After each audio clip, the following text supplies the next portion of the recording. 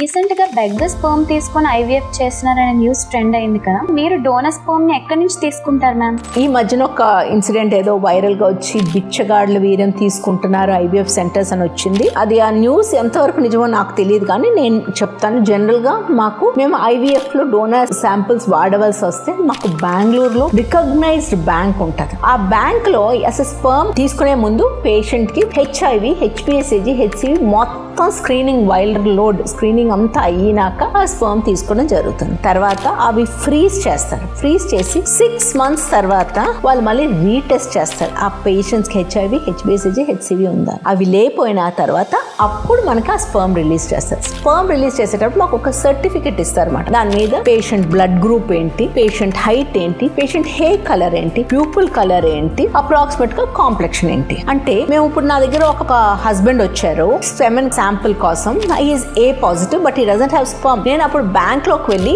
ఏ positive samples ఏమున్నాయో నేను చూసుకుంటాను. సో అప్రాక్సిమేట్ గా పేషెంట్ హైట్ ఎంత మ్యాచింగ్ చూసుకుంటాను. ఎగ్జాక్ట్ గా అంటే నేను తేలేను, but matching. Then we look at the pupil colour, look at the hair colour, the complexion. Overall గా హస్బెండ్ కి మ్యాచ్ అయ్యేటట్టు అన్ని చూసుకుని ఆ బ్యాంక్ ఇష్యూ చేసిన స్లిప్ తీసుకుని అదే శాంపుల్ ఆ పేషెంట్ కి అప్లై చేయడం జరుగుతుంది. సో మా శాంపుల్స్ అన్ని కూడా రికగ్నైజ్డ్ బ్యాంక్స్, సెమెన్ బ్యాంక్స్ నుంచి మాత్రమే వచ్చినవి వాడు.